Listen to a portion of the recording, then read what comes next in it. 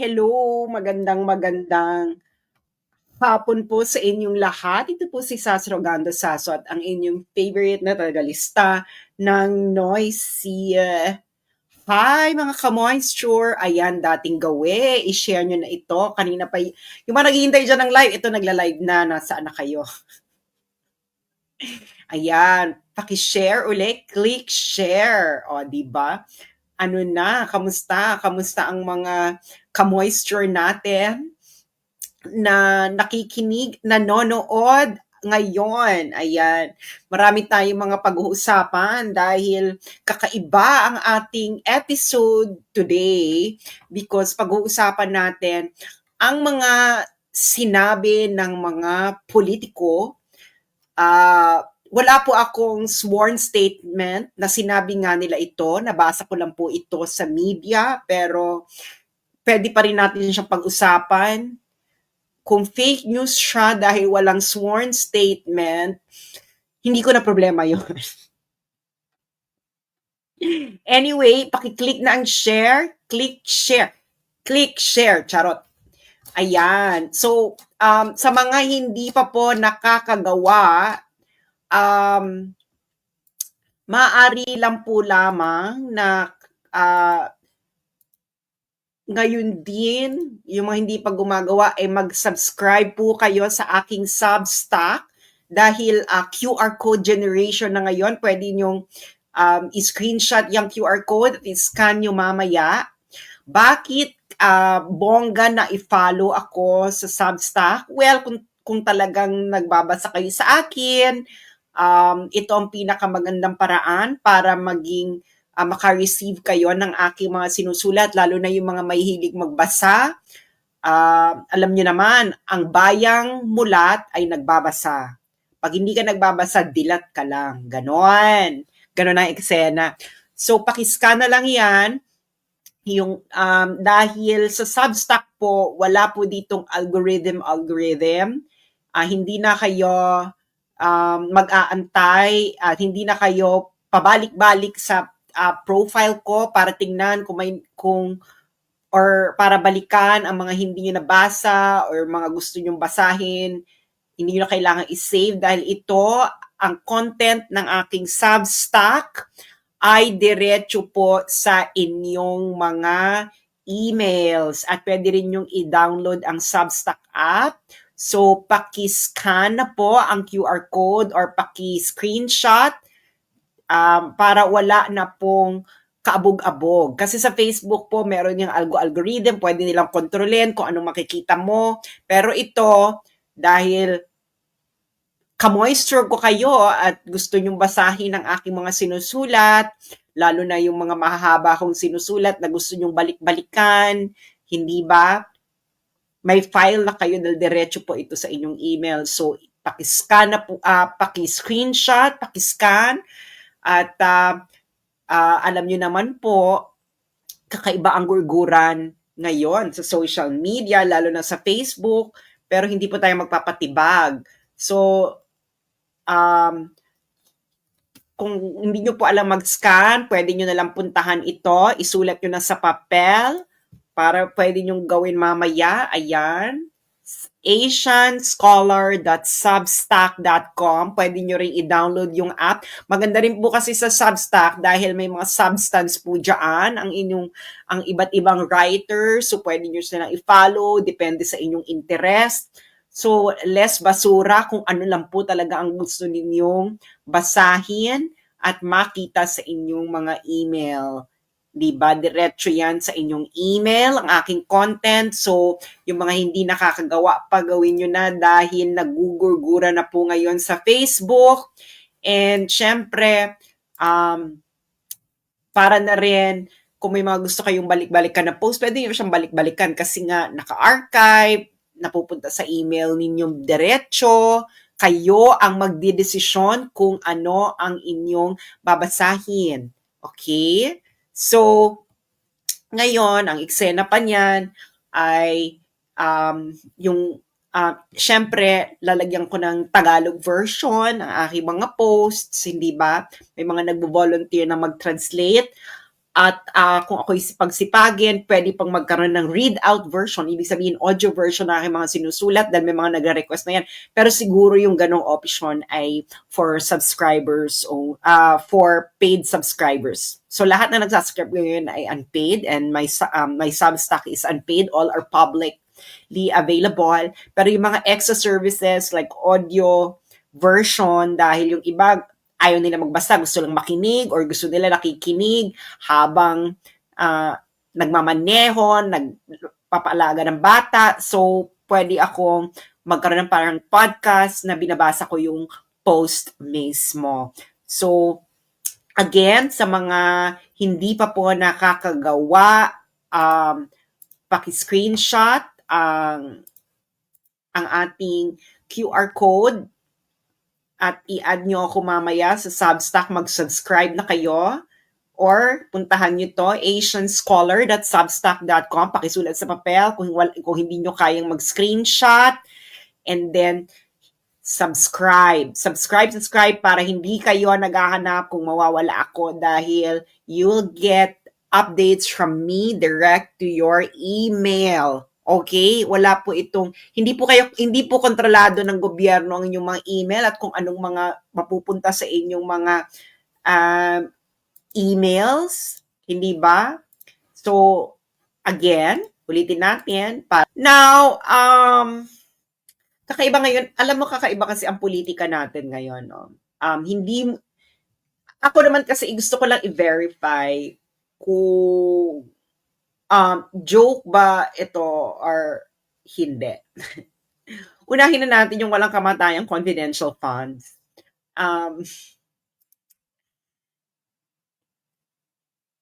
Hinahanap po nila ngayon ang mga confidential recipients ng confidential funds. Hindi po raw nila makita ang birth certificate at records ng mga confidential recipients sa Philippine Statistics Office. Uulitin ko, pero kunwari seryoso ako. Hinahanap po nila ngayon ang mga confidential recipients ng confidential funds ni Sara. At nagtataka po sila na hindi po nila mahanap ang mga confidential recipients ng confidential funds, kaya gusto nilang ipa-impeach si Sara. My God, sabi ko hindi ako matatawa, pero ulitin ko, hinahanap po nila, hindi po nila mahanap ang mga confidential recipients ng confidential funds, kaya ipa-impeach nila si Sara.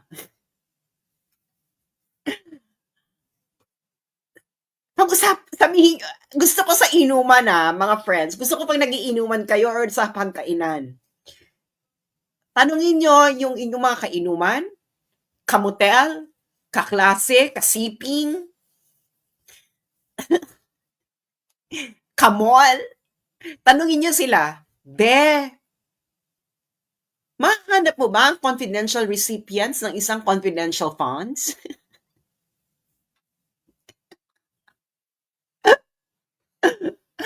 Again, mahanap mo ba ang confidential recipients ng confidential funds? Kakaiba to ka-moisture. Hindi ko kinaya. Paulit-ulit, tas ganun pa ulit sila, lalo na itong isang congressman, hindi ko pa pangalanan dahil masyadong sensitive sila.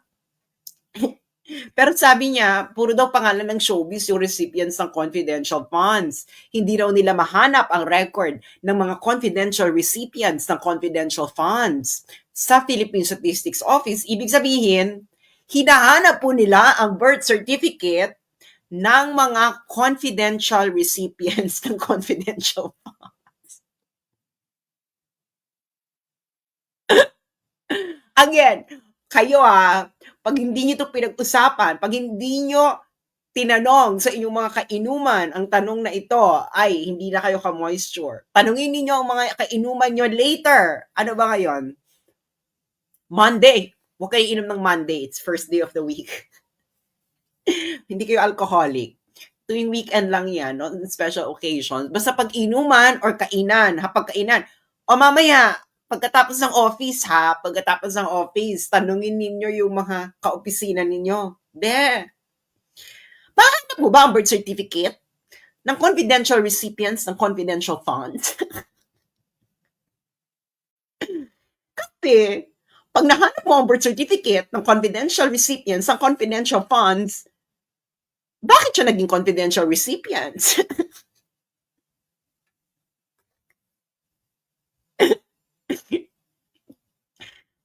Ewan ko lang ewan ko lang. Siguro naman hindi mo naman kailangan maging genius level IQ para malaman kung anong joke ito.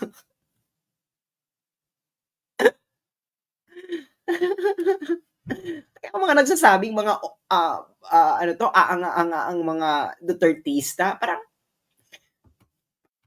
I object. Anyway, so eto na, okay. Siyempre, dahil wala naman akong sworn statement ni Martin Romualdez, eto kasing kumakalat ngayon. Kaya ang sabi ko, did he really say this? Okay. Sabi niya, our streets are safer. That's the truth. But when fake crimes content dominates social media, people are made to feel otherwise. We must not let lies erase the progress we've made.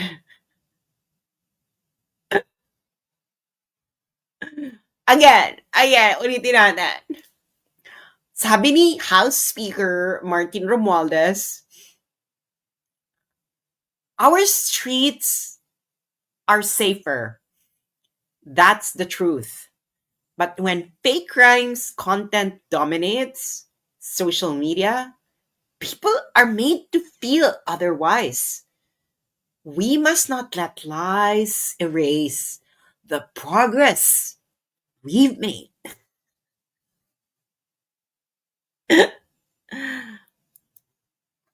Okay.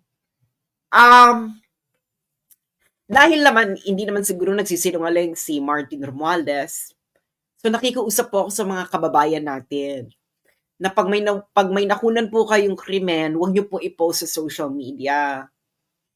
Pag may nangyari po sa inyong krimen, may nasnatchan kayo, or whatever, huwag niyo po ipopost sa social media.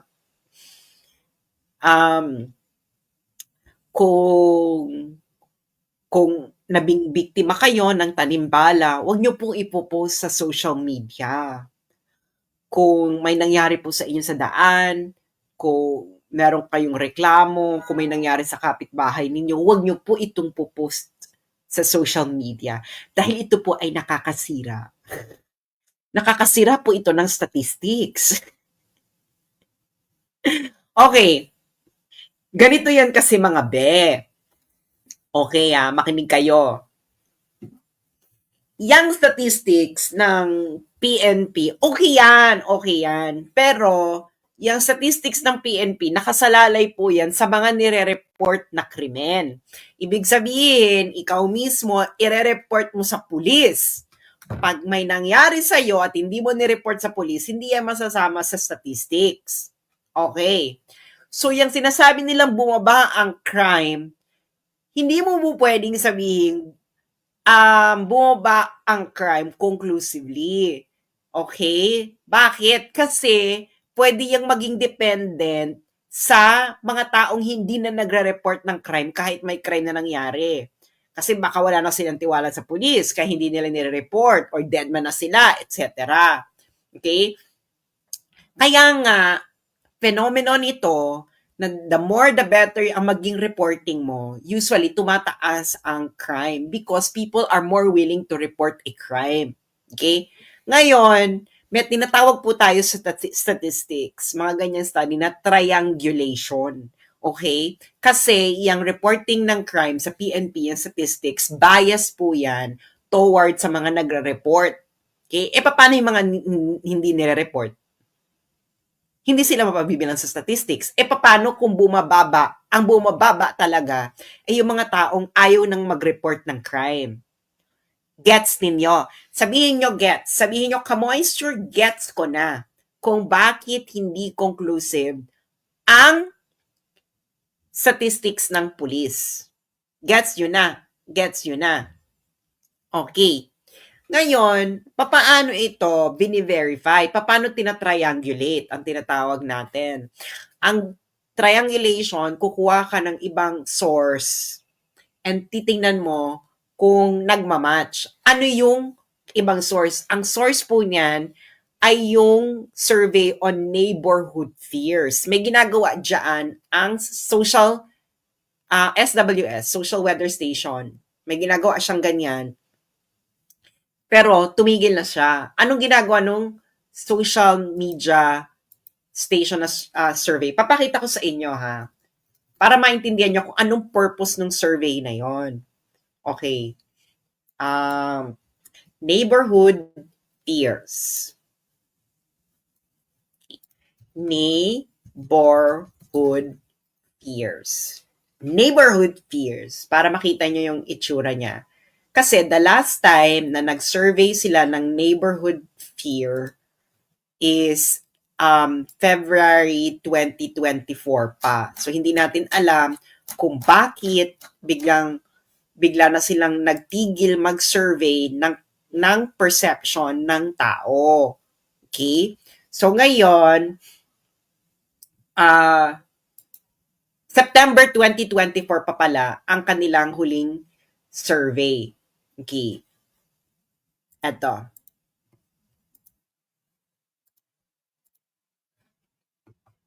So, eto yung kanilang September 2024. So, 2025 ngayon. So, eto ngayon sila. Fear of burglary in the neighborhood at 56%, fear of unsafe streets at night 48%, the visibility of drug addicts at 41%. This is September 2024. Ngayon, titingnan natin kung tumataas ba. Okay, tumataas ba yang eksena. So ngayon, makikita natin, eto ngayon ang neighborhood fears. So nakikita nyo na spaghetting pataas ang pagdating kay Marcos Jr. Okay? Spaghetting pataas. Many drug addicts on the street, spaghetting pataas. Ang trend niya kahit may bababa pataas ang trend. Okay? Unsafe streets, yung pula, pataas din ang trend. Yung fear of burglary, pataas din ang trend. So makikita nyo, correlated ang presensya ng mga drug addicts sa street sa fear sa unsafe streets and fear of burglary. Nagigets nyo na. So ngayon, ito, di ba nung panahon ni Digong, bumababa yung crime, yung statistics ng police. Siyempre, hindi ka po pwedeng mag-rely lang doon. Titingnan ka rin kung yung mga tao ba na nasa-survey, talagang nakikita nila kasi perception based on experience. Hindi lang po yan based sa social media, katulad ng sinasabi ni Martin Romualdez.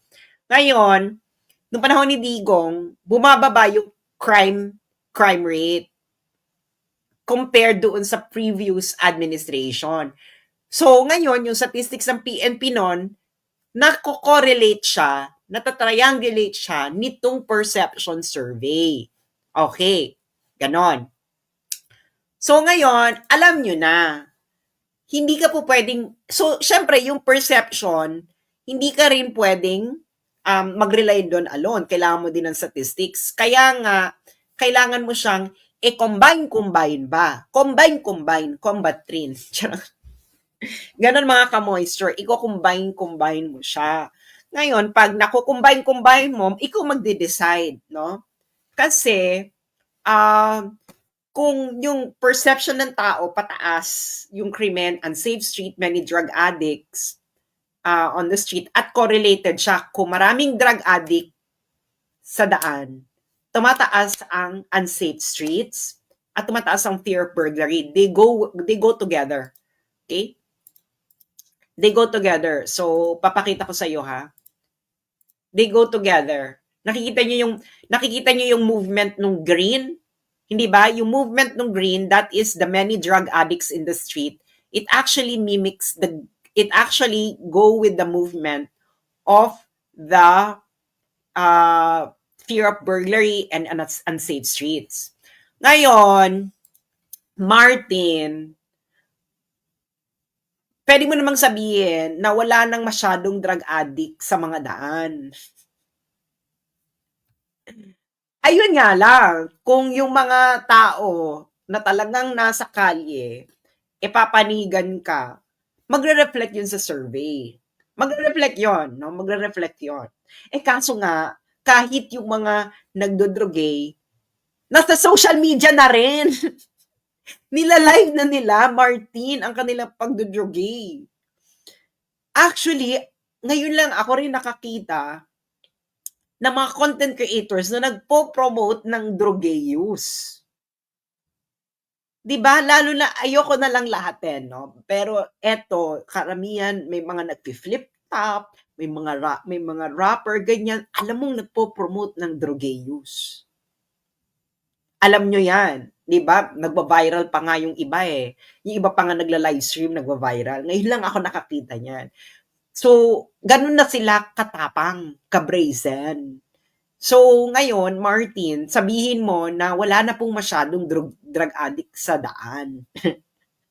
Kasi, kung yung mga tao, sinasabi nila na nagkalat na naman ang mga drugista sa daan, patay tayo dyan. Okay? Patay tayo dyan. Kaya kahit anong gawin nyo sa statistics ninyo, ang mga tao, sasabihin pa nila na unsafe ang streets. Dahil, Martin, elitista ka kasi, na nakatira ka sa mamahaling subdivision, hindi po ganyan mag-isip ang mga tao. Ang mga tao, they will feel unsafe not because yung statistics mo nagpapakita na bumababa ang krimen.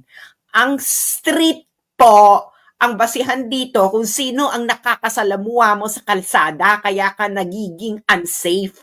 Halatang-halata, Martin, na hindi mo alam ang tunay na buhay ng masang Pilipino. Ang masang Pilipino, they feel unsafe kung may mga adik sa daan. Wala silang pakialam din sa statistics mo. Pag marami diyang adik, they feel unsafe. Be, saan ka naman nakakita? Saan ka naman nakakita ng mga taong matutuwa pag maraming adik sa lansangan nila daan? Hindi ba?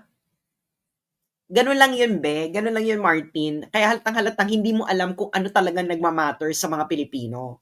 Okay? Ito ang totoo, hindi mo to madideny. Dahil kalat na kalat ito sa social media na maraming nagdodrogay live stream. Wala na silang takot.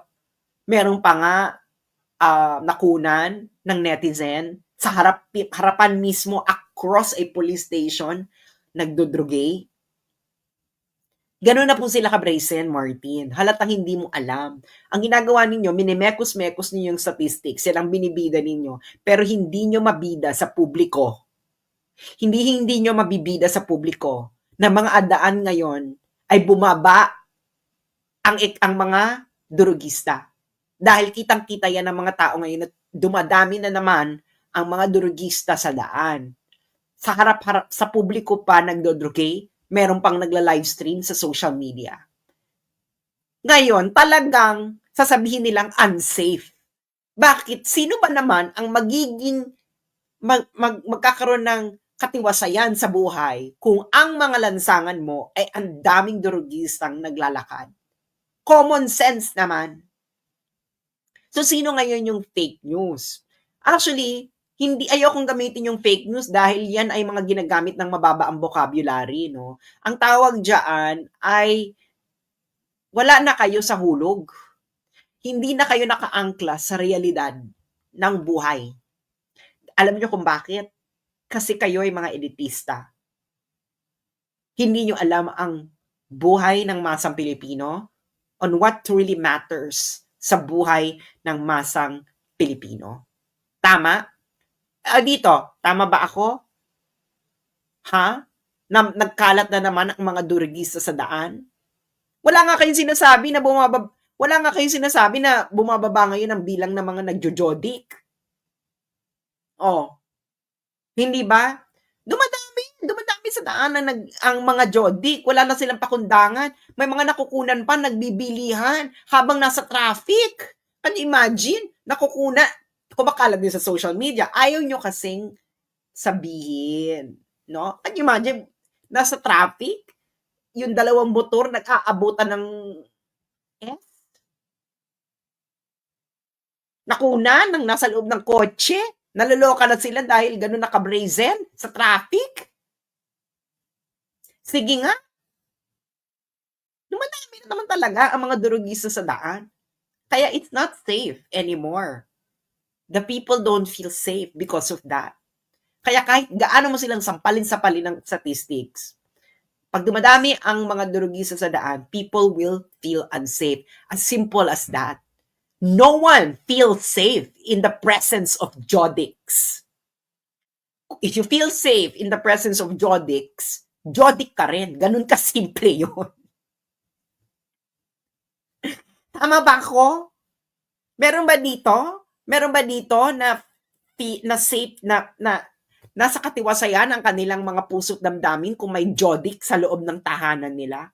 Itaas niyo yung kamay ninyo. If you feel safe na kung may Jodik sa loob ng tahanan ninyo.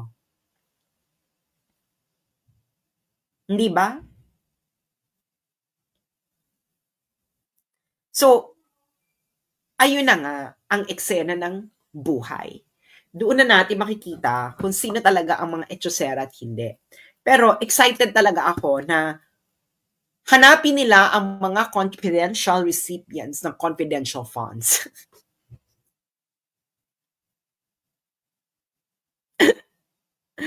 Ay nako, kung hindi ka pa magising sa mga panluloko nila ito sa'yo, problema mo na yan.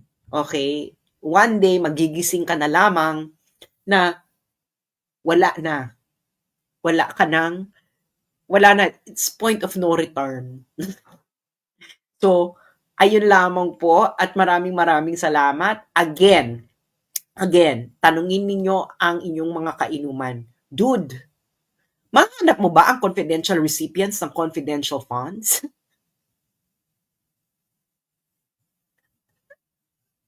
Or, dude, bakit mo hinahanap ang birth certificate ng confidential recipients ng confidential funds? Kung ikaw ay confidential recipient, hindi mo ba gagawing confidential ang iyong identity?